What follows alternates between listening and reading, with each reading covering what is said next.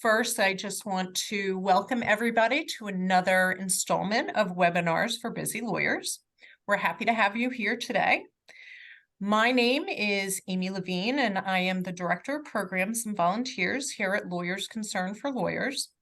We offer free and confidential consultations for the legal community in Massachusetts regarding mental health, substance use challenges, as well as law office practice management.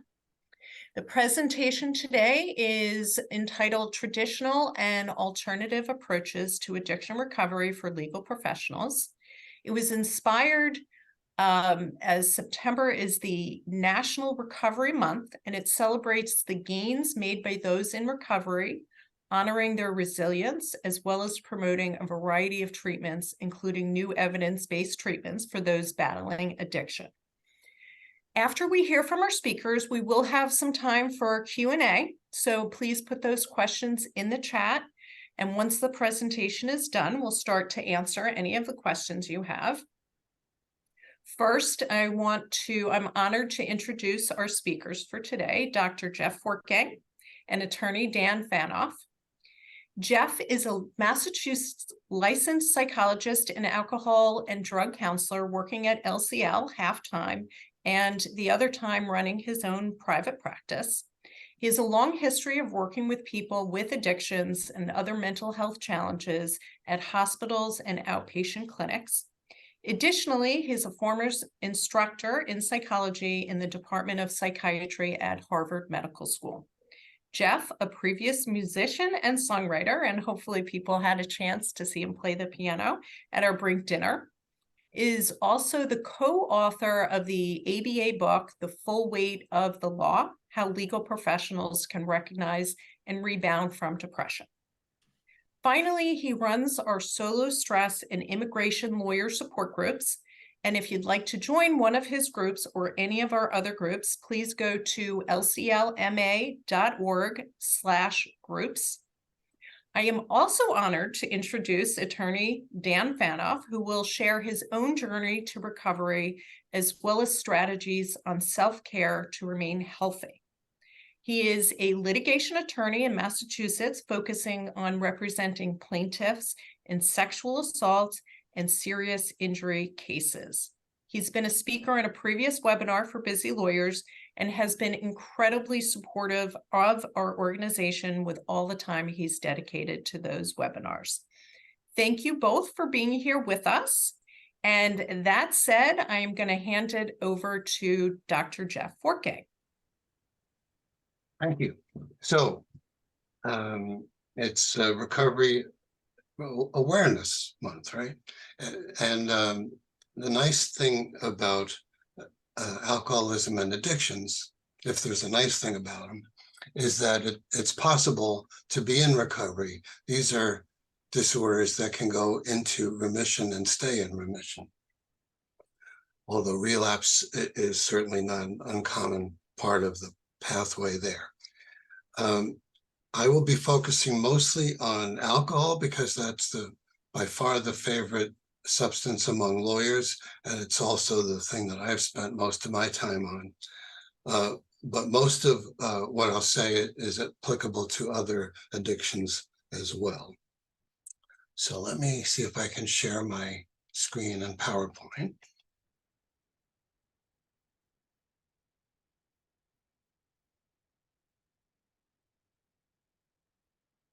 Okay. So we're going to talk about both recognizing and kinds of help and treatment available for alcohol use disorder, and by extension, other addictions. First, let's talk about the prevalence. So according to the CDC and NIH, the prevalence in the general population is just 6%. An ABA-related study of lawyers about, I don't know, 6 or 7 years ago had it at 21%, and a more recent study that LCL sponsored in Massachusetts had it at 42%. Now, this may be hard to fathom, And this is partly because the most recent study is the only one that occurred during COVID times. People may have been drinking more. And it also used a questionnaire that was abbreviated and really only looked at amount and frequency of drinking rather than the whole picture that diagnostically requires other features as well that we'll talk about. The other thing is that the CDC tends to do its surveys in kind of a door-to-door way in the general population, whereas these lawyer surveys were done by inviting people to reply to an email survey. And so there's some selectivity in who responds to those surveys, and people who can relate to the issue being studied are more likely to respond. So there are multiple contributing factors to alcoholism and addiction, as well as other behavioral health issues. So the individual's own psychology, the properties of the substance, some are somewhat more addictive than others, biology and genes. It's been fairly clearly established that for alcoholism and probably other addictions, that genes account for something like half of the variance and who is susceptible. And of course, environment makes a big difference, including availability of substances, as well as the features of the environment that may make it more tempting or available to turn to a substance. So what are how do we decide who has what we now call alcohol use disorder? These terms and criteria change to some extent with each new diagnostic manual. But these are the features that are generally involved, and they're reworded by me. And the ones that are bold-faced are the ones that I consider the most crucial.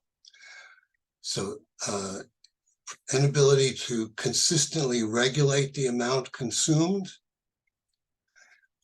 unsuccessful efforts to cut down and to stay cut down, the amount of time and mental energy that goes into obtaining, using, and recovering from the substance, the decline of other activities and responsibilities as the substance use becomes more and more essential in a person's life, continued use despite repeated negative consequences. So these consequences can be, for example, legal, physical meaning medical, relational in terms of how the substance use interferes with relationships, psychological, including exacerbating features like depression, and risky behavior. So any of those might be part of the picture. And if it were a regular behavior, when we engage in the behavior and it repeatedly has negative consequences, we automatically tend to stay away from it or to reduce it. For example, if you were allergic to wool, and you found that every time you put on a wool shirt, you get a rash, you would stop wearing wool shirts. But with addictive behaviors, it tends to keep barreling along despite the negative consequences. Other common features are tolerance, meaning that over time, people can tolerate increased dosages of alcohol or other drugs without becoming intoxicated as readily. Sometimes there's a reverse tolerance in late-stage alcoholism. Urges and cravings often occur, and many people get withdrawal symptoms, but lots of people who qualify for alcohol use disorder don't get significant withdrawal symptoms. So it's important to realize that the diagnosis depends on having a cluster of these symptoms, but you don't have to have all of them. As people begin to recognize and be ready to do something about their alcohol use disorder or other addiction, these stages of readiness for change were developed by a fellow named Prochaska. So the pre-contemplation stage refers to that you have not yet begun to contemplate that it's a problem. You're just participating and finding it, in your view, beneficial. And this probably applies to many of the people in the NORC study who had not sought treatment because they didn't see it as a problem. The contemplation stage is when you contemplate, like you say, oh, this sometimes seems to be a problem for me, and I'm thinking about it, and I'm observing, but I'm not looking to stop. Then a person gets to the preparation stage, which is, I do see that this is a problem. I see it would be better if I did something significant about it. And I'm kind of getting ready in my head, but I'm not doing anything yet. Maybe I'm reading about it. Maybe I'm trying to go a day without drinking here or there. And then the action stage is, okay, now I'm really ready to do something. Maybe I get into treatment. Maybe I start going to self-help meetings, and I'm making a real effort and putting my motivation into action. Sometimes what gets people from preparation to action, quite often actually, is some kind of crisis. And that's just human nature. And then the maintenance stage is, I've been in remission for a period of time, and now I'm doing the things that one does to try to stay there and to prevent a relapse. So those are the stages of change. And part of why these stages were developed was to help clinicians understand that the patient may not be ready for what you think they should do. So let's talk about types of treatment, starting with self-help groups. And they're called self-help, and I put them in quotes because really they're peer help. You're not doing it on your own, but it's self-help as opposed to professional help. And at all lawyer assistance programs, you will find self-help groups for lawyers and law students. So AA is the best known and most prevalent self-help group. It started in 1935. It grew out of a Christian movement called the Oxford Group. It embodies a higher power concept, although the higher power is generally described as the individual understands or defines it, or him, or whatever, or they. The AA program uses 12 steps, which became the basis for various other programs as well. And these steps were modifications of steps that the Oxford Group had before that. And the 12 steps go beyond abstinence alone. There is the notion of changing and growing and really getting to know oneself more fully as a person. While there are no requirements in AA other than a desire to stop drinking, people are also encouraged to have a sponsor who's a kind of sobriety mentor. And in general, people exchange phone numbers and bond with one another. And it refers to itself as a fellowship. And among the self-help groups, has the greatest sense of community. In AA, people identify themselves as alcoholic. So they adopt that label, which has been a stigmatized label, and becomes something more much more positive. So AA has grown greatly over the years and is by far the most available self-help group. The main other self-help group that is available for addictions in our area is Smart Recovery. It evolved out of another program called Rational Recovery that was started by a fellow named Jack Trimpe in 1986. I actually met him when he was first coming around and promoting the program in New England. And he was a follower of Albert Ellis, who was one of the first cognitive behavioral psychologists in New York, although the term cognitive behavioral didn't exist when he started doing it. And he was a kind of cantankerous fellow, and so was Trimpe. But he didn't like AA, and so he started SMART. He started Rational Recovery, rather. It kind of evolved into SMART in 1994, and this was partly because of differences between Trimpe and some of the professionals who he had formed alliances with as advisors. The strategies in SMART are based on cognitive behavior therapy. There's no steps or sponsors, and it's neutral on religion. It's not against religion, but there's no spiritual aspect to the program. There's much less sense of community. People don't tend to stay in touch as much with one another. There's no emphasis on the disease model, and there's less notion of long-term involvement. There also are way fewer meetings available.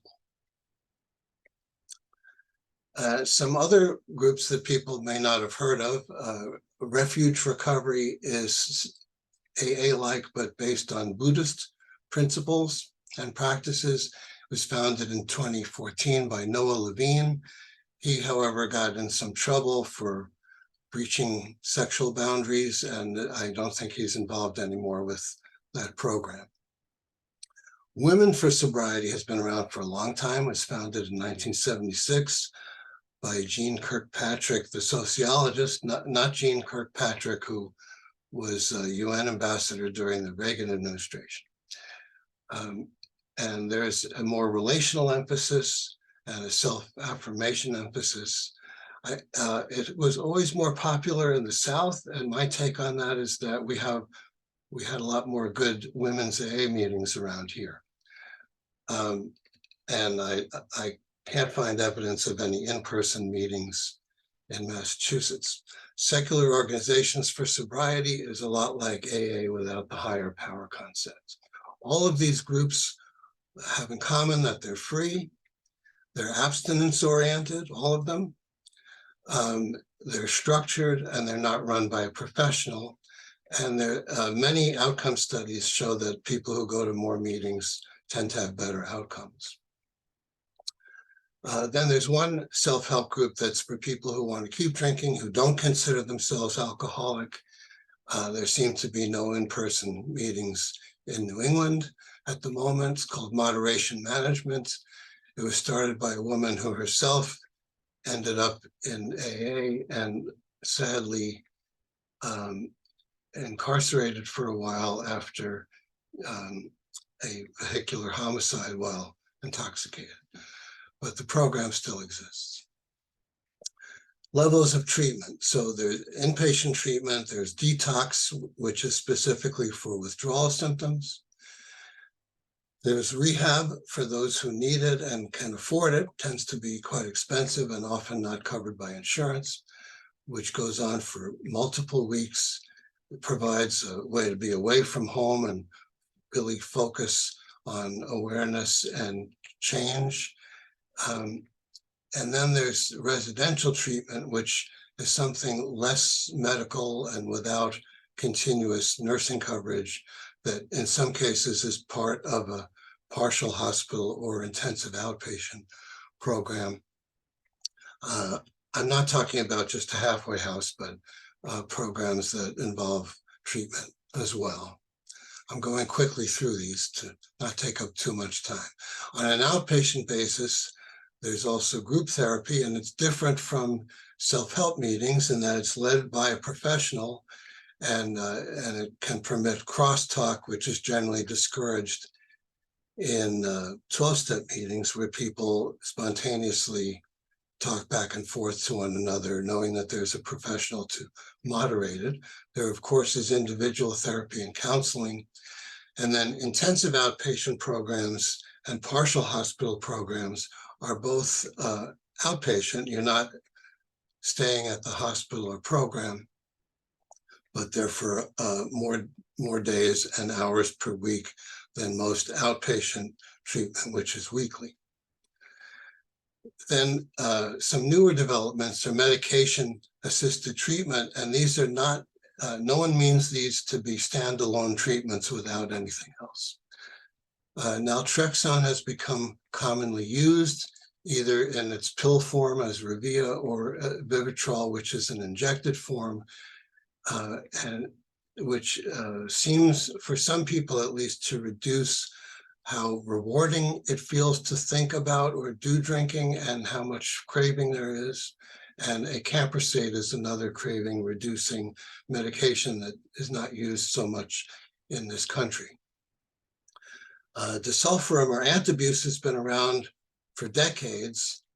And when that fails, it's because people don't keep taking it. It's understandable that they often don't, because it guarantees, if you're taking it, that if you have even a little bit of alcohol, you will very quickly get very sick. So I often say that it's a substitute for hiring a guy to follow you around and beat you up if you drink. And here I'm going to mention opioids, because this is where medications have really revolutionized treatment. As you know, a very significant relapse problem with opioids. And when you relapse on opioids, you really stand a scary chance of overdosing and death.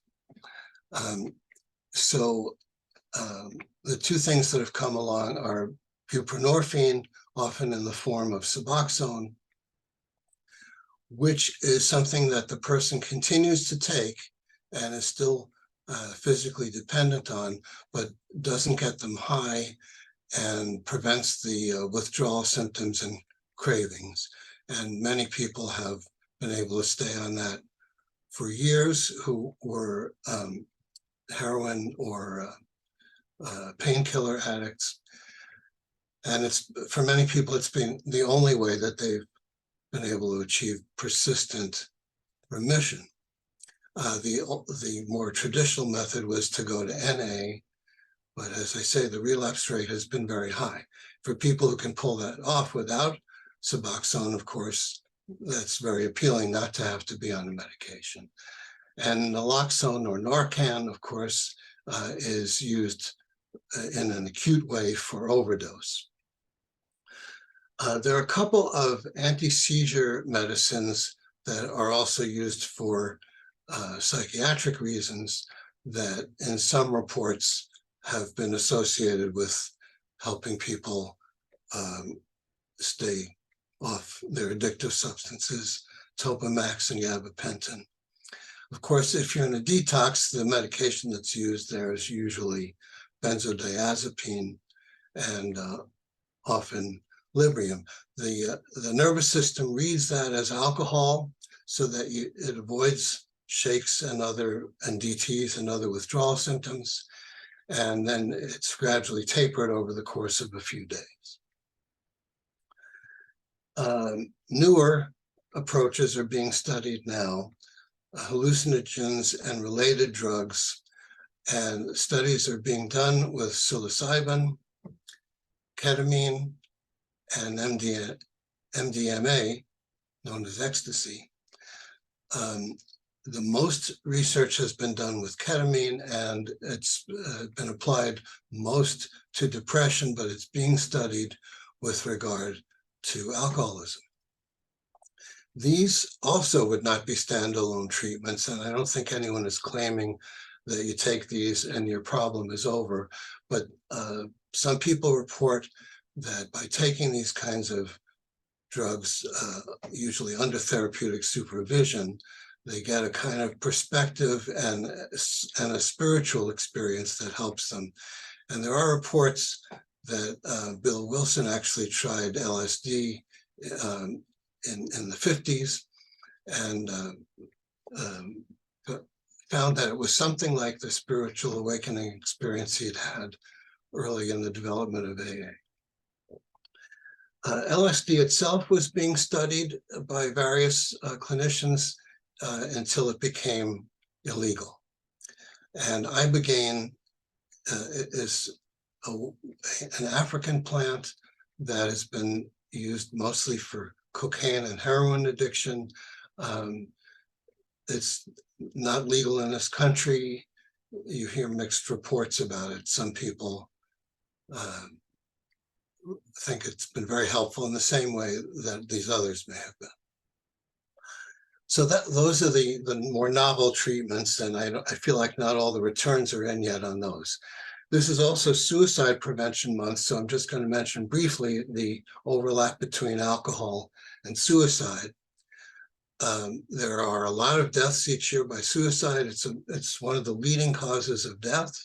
Second leading cause in people ages 15 to 29.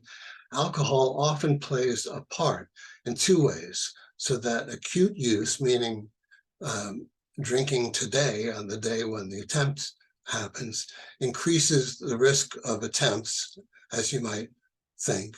And also, of course, people who are working their way up to an attempt might choose to drink.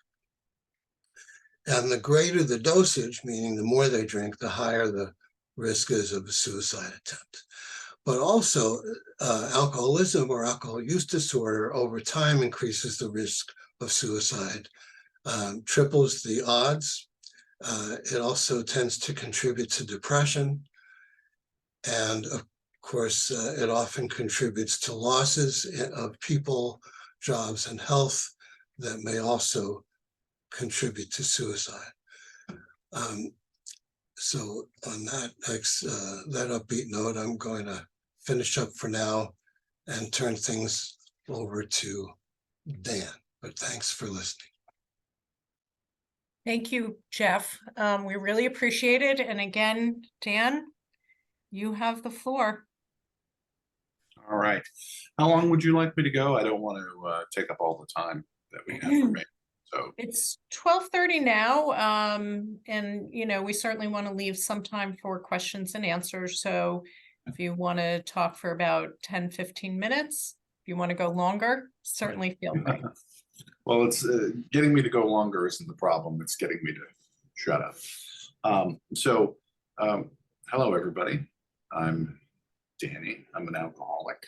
And I was asked to just relate my experience with some of the material covered today. And so I'll do that. The best way I know how is just to relate my experience with alcoholism leading up to it, how I sort of came to the conclusion that I did suffer from this disease, and what do I do to avoid relapse. And so I've been sober since August 3rd, 2011. So over 12 years. I did not get sober as a lawyer. I was a paralegal at the time and about to embark on law school. But I'll just describe a little bit about the symptomology of my experience in this brain leading up to that fateful time period where I stopped drinking. And I'll start, as a young kid, I was very uncomfortable. And I can't put my finger on why.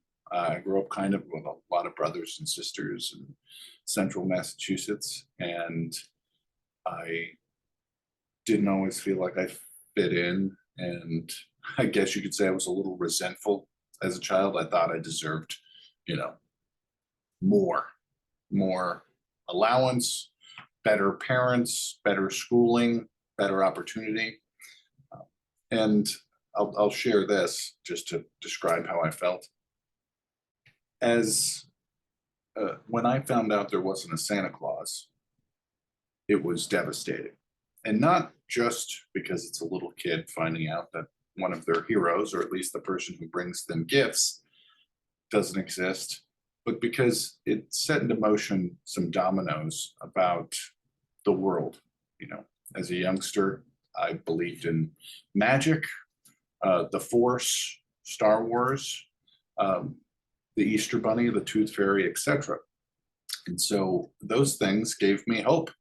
They mystified me, and they made the world exciting. And so when I determined that the way I found out there wasn't a Santa Claus is because, as the good lawyer I am, I figured, well, why don't I just ask him for $5 million and we'll just get this out of the way. And I'll do what I want with the money. Santa, that arrangement sounds like it's better for both parties. That way you don't need to think about what I need. I'll take care. I'll take it from here. And I was sort of instructed that that wasn't going to happen. And I was like, well, then there's no Santa Claus. And then I was like, wait, there's no Star Wars. There's no magic. It's just us people. It's just me and my family, and my brothers who picked on me, and my parents who seemed too busy. You know, that's it. And the kids at school. I was not looking forward to the rest of my life as a 10-year-old or 11-year-old, whenever that happened. And then I discovered alcohol as a teenager. And that sort of brought the magic back to my life, because it opened up a world of possibilities. I was able to speak to persons of the opposite sex. People wanted me around. I sort of took on this image of a party guy, and people seemed to enjoy that. And I remember distinctly a girl in 11th grade that I had my eye on since kindergarten, who said to me, Danny, you're a funny, she said, a funny shit when you drink. And I was sold. You could not convince me to stop using alcohol at that time, you know, until I was forced to stop. And I was a member of the DARE program in Massachusetts, you know, a DARE to resist drugs. And I believed in that until I tried. And then the match was won. And I think part of the reason I liked alcohol and other things so much was because I had this brain that just wouldn't stop. I was anxious. I would ruminate.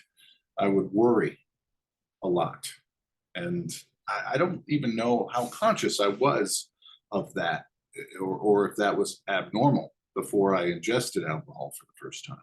But when I did, it sort of put all that on ice, and I could breathe, and I could socialize, and I could feel a part of.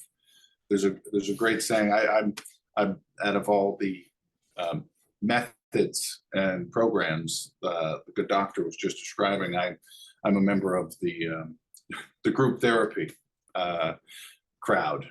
That's who I roll with, the most available kind. And there's an expression in Boston that I've heard in like at recovery meetings in Charlestown. You know, I didn't drink in kindergarten, but I sure could have used one. And I identify with that. And I think a lot of people who struggle with alcoholism can identify with that. And that says something about the disease and my psychology, that it's just not normal. I don't feel, you know, comfortable. And so when I find these chemical means by which I can feel comfortable, that's what I use. And so I started my drinking career at a young age, and it ended in my sort of mid to late 20s. And I'm not going to go word for word, but you know, the premeditation or pre-contemplation, contemplation. But there was a time period where I was like, wow, this could be an issue. A lot of times it would be brought up to me by the girlfriends I had. You know, they describe my behavior and express concern, and oh, maybe we just don't have good chemistry. Maybe that's the problem, me and this person. And that's true. It's sad, but it's true. There was a point where I would just feel that anybody who is bringing up the possibility of me having an alcohol problem, i.e. me needing to stop using alcohol, was dispensable. I could find a reason why, a legitimate reason why that person didn't need to be a part of my life anymore. And that shows you how powerful this disease is. And I sort of felt that, well, maybe that's an issue, alcoholism, but this person is probably more so the problem than that. And people would leave my life. But that happens enough times, you start to recognize, well, maybe it is the alcohol, maybe it is me.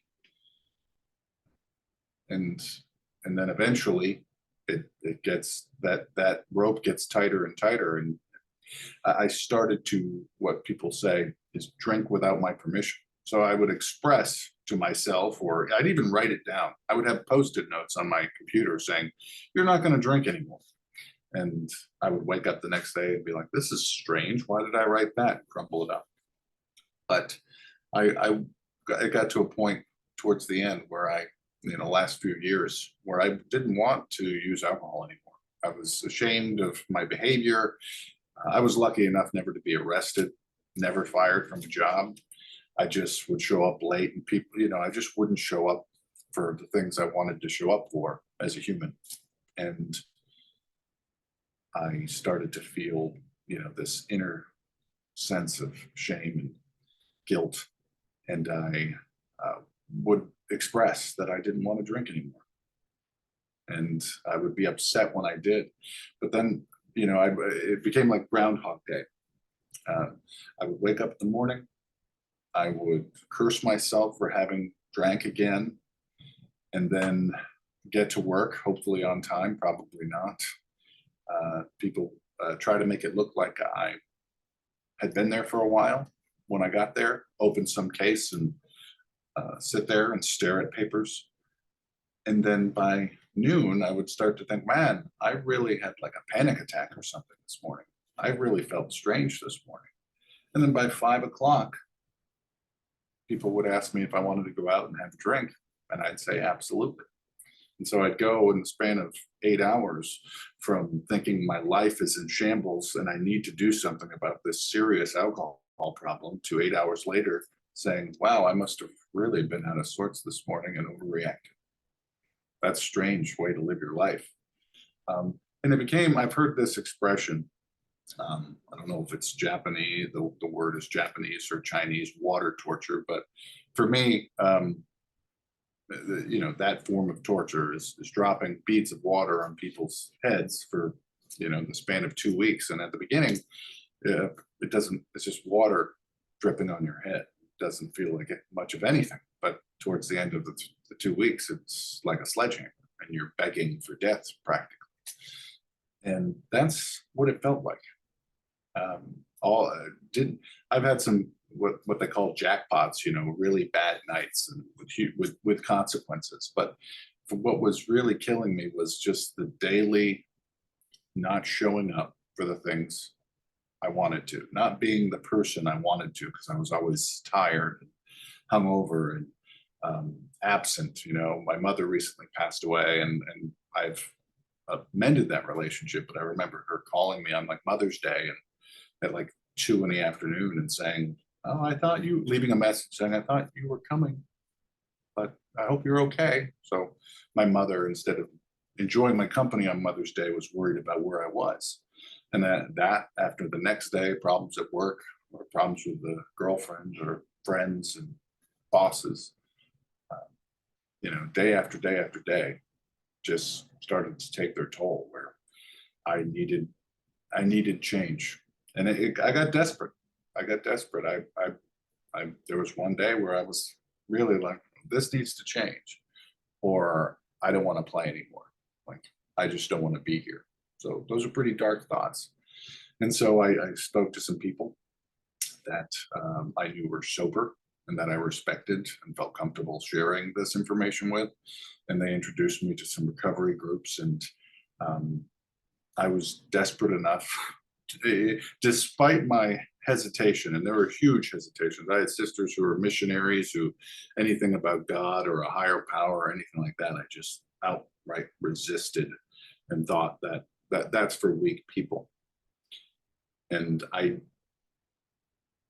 not going to say I overcame that quickly, but I stuck around with these folks long enough to learn that this wasn't, these aren't cults. These are people who want to help you. I also was relieved to find out that, and the doctor can speak more to this than I can clinically, that my problem wasn't just my consumption of alcohol. It was why I did that. And it was a relief to find out through these communities of people who struggled with the same thing, that that the mind of an alcoholic is a unique thing, and that the ways I feel when I'm sober or before I even started drinking are the reasons why I abused alcohol the way I did, to treat this restless, irritable, and discontented mind that just runs like a hamster on a wheel all the time. And I seek relief from that. And so I've learned how to address those underlying causes and conditions, we'll call them, and in a way that has allowed me to stay sober. And that's through these recovery groups and community and sharing my experience. And you know, as far as the maintenance component, I still, I've probably been, gosh, over 2,000 meetings, and I'm an active member in a community, in a recovery community. You know, I do stuff like this because of my need to stay sober. And so in LCL, I was introduced to LCL and met a bunch of lawyers that were sober and took their advice. And so I also receive outside help with therapy. I see a psychologist, you know, from time to time, which has been very helpful. And so I think it's difficult for lawyers to accept help because just the type A personality it takes to go to law school and take the bar exam. And, you know, it's a very confrontational and alpha profession. And so to go to someone and say, I have no idea how to solve this problem and I'm afraid, or whatever it is difficult. And so sometimes it just takes the immense pressure and sadness to generate the willingness for someone like that to ask for help. I wish it was a little easier, and perhaps it will be with more programs like this, and removing the stigma of weakness from people who suffer from substance abuse disorders. And I think it is, even in my short time, you know, coming up on, I'm in my second decade of sobriety, but it feels like in the last decade, the issue has been popular and the stigma has been lessened. And I think a lot more people are open to the idea of asking for help and coming forward and learning things about themselves and about this condition that will enable them to stay sober and live a happy, healthy life. So I'll end there. Dan, thank you so much. We really do appreciate being so vulnerable and sharing your story. That is absolutely greatly appreciated. I'm sure the people who are listening appreciate it, and hopefully will seek out help. I am wondering, we do have, please feel free to ask some questions in the chat, just to let you know you got an applause and agreed. Thanks for sharing. Dan, can you share with us any tips or strategies you use to remain healthy, and anything like that, self-care tips? Sure. It's I think a lot of when I first got sober, I didn't think of myself as an angry person. You know, I don't know if it has something to do with ego, or a restless person. that wasn't so apparent to me. It was when I removed the substance I was using to treat those things, unbeknownst to me, that I recognized that I needed help with that. And so I've learned a lot more about myself, which I think makes sense when you're not anesthetized from life most of the time. You start to recognize parts of your personality. And when I first got sober, I was angry. I was an angry person, and I just couldn't find peace. And so what it's so strange as an adult, working at a big law firm. I had 2 big jobs, to recognize that I did not know how to take care of myself. I did not know that not eating for long periods of time could turn me into a little baby. And I would just think that people aren't treating me right, and I needed to change other people's behavior. And it's like I got sober and realized everybody at my firm was doing their job wrong, and I needed to fix that.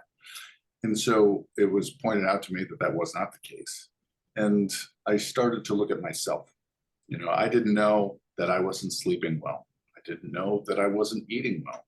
I didn't recognize that I needed to exercise and maybe do yoga or meditation, that I had maybe an attitude problem.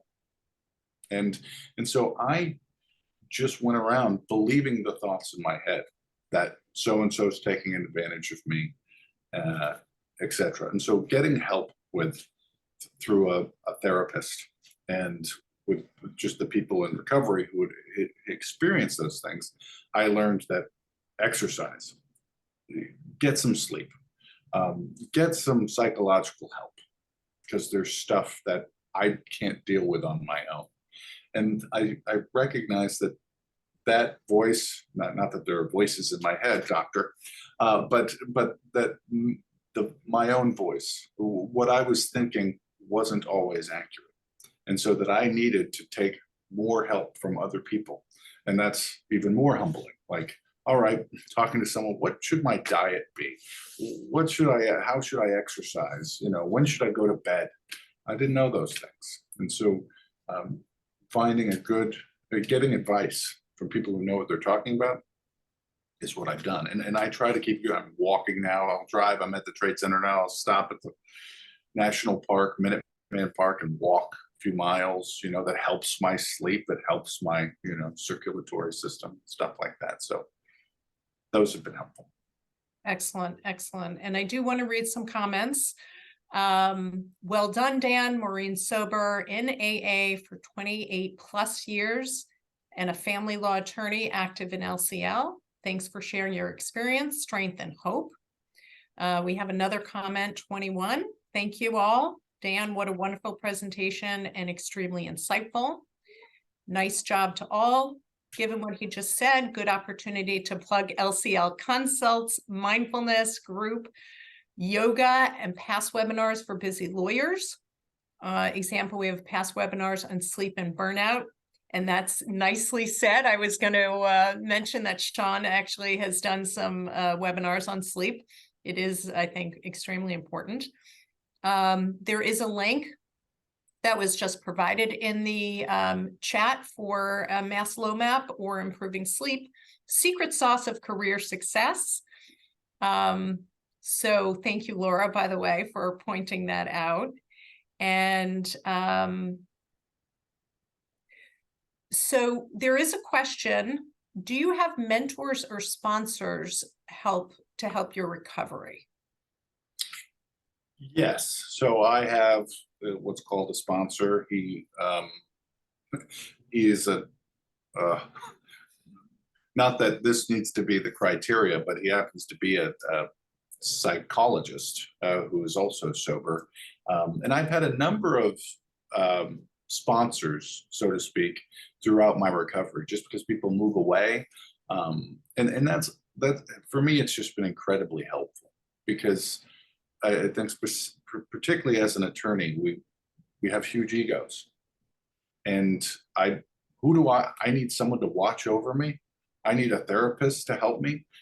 I don't think so. I solve other people's problems. you know? And so there's this humility that one needs to get, in my opinion, in order to accept help and continue on with it.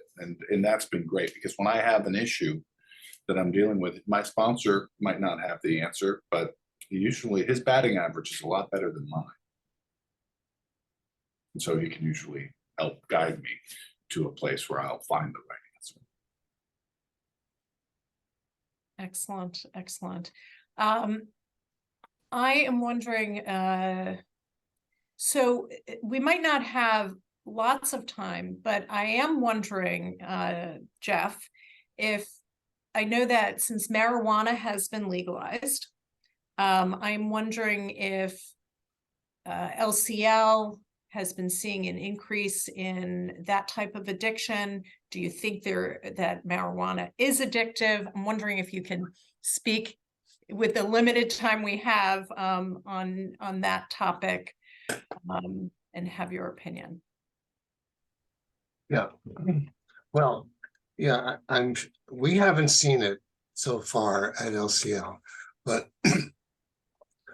marijuana certainly can be addictive, and I have, probably the odds of becoming addicted to it are lower than for alcohol and some other substances.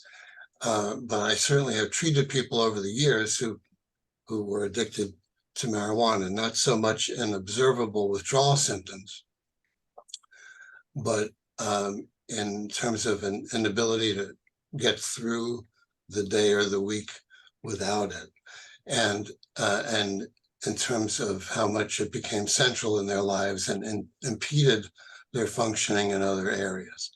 So yeah, I have some concern about the fact that legalization has, which I favored, by the way, but I think it has tended to imply that it's all good and that there are no dangers to it. Of course, alcohol has been legal for a long time, and we know that it is not free of dangers.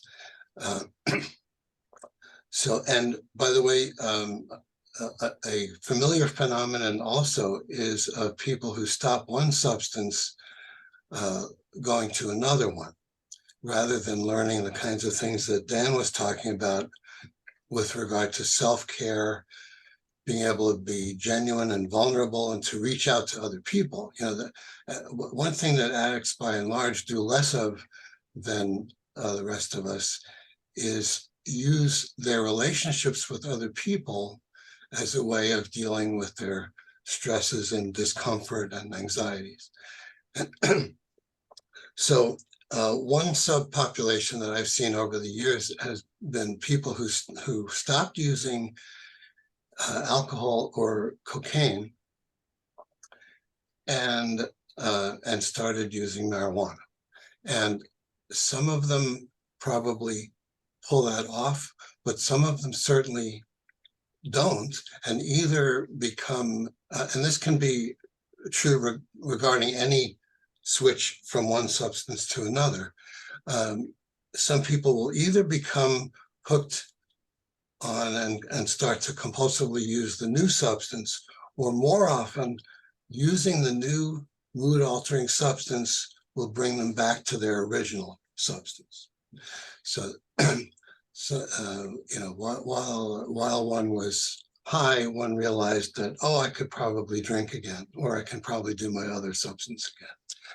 So, so I think it's good to point out that that marijuana is not the new danger-free substance. And the psychedelics that I was referring to in my talk are also not danger-free. And I'm not suggesting that people go out and grab a psychedelic. The treatment studies that are being done are in a safe setting with professionals present.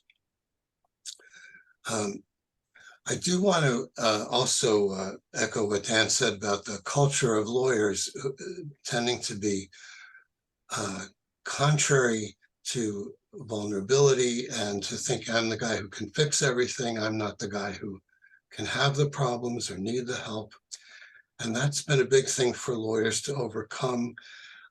I think that is getting better among the younger lawyers that we're seeing in the law students.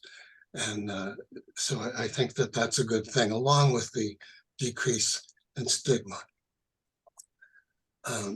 So I know we're running out of time, but those are my comments about those things. And definitely appreciated. We have one more question. I think this is an important one. So I know, again, we're limited. We have a couple more minutes left. This is for Dan. Do you have experience disclosing your alcohol addiction to employers? I do both. I mean, it's something I didn't cover in my share was I was also at the time that I got sober or decided to try sobriety. I was employed at a law firm, and I also was doing shows at a comedy theater in the North End 5 times a week. And so I was part of a cast that we would do show runs of like 5-6 months at a time. And so they were dependent upon me to be there. And I had to address both employers at the same time and kind of say, look, I need to take a little time off to deal with this thing. And so the law firm I was working at, it's funny because most people, for most alcoholics, not all, the people in their lives know it long before they do. And so my employer, I remember I was coming from a day off, an unplanned day off, coming back and lying about something like, oh, I had to go to the hospital to get blood work done because I wasn't feeling well. He goes, was it green? Was your blood green? Because you're always sick, you know, like, so they knew. But as far as disclosing it, if I can disclose it in a way where now, I mean, I have my own firm now, so I don't have to do that, but everybody was really supportive. And I sort of just came out and said, you know what, I think I'm struggling with something.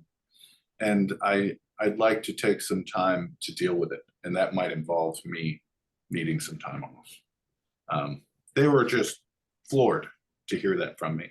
And when it came to new potential employers and employee situations, I've been pretty forthcoming now that it's been some time. And I don't think I've gotten the reaction I feared, which was like, oh, this person might be broken in some way. I don't want to take on that responsibility. It's been more so, wow, this person's really has some fortitude, and they can be vulnerable, and they know themselves, and it seems like they're comfortable and want to move forward, and they can get stuff done. That's the sense I've gotten. That's great. And again, thank you so much, Dan, for your honesty, your openness. I think this is really helpful to everybody viewing this and everybody who will be viewing this. Jeff, thank you also for providing some really helpful information, and also what the new treatments are. I think with everything, right, things continue to develop, and new breakthroughs. So we really appreciate it. Thank you all for joining. One more comment from one of the viewers. Sharing this is something that HR should always consider protected as well. So with that said, again, you can view this on our website if you do want to share it with your colleagues, friends. Thank you again both for joining us. Thank you to the audience. Our next webinar will be in October, so keep an eye out on cybersecurity. Thank you so much. All right. Bye-bye.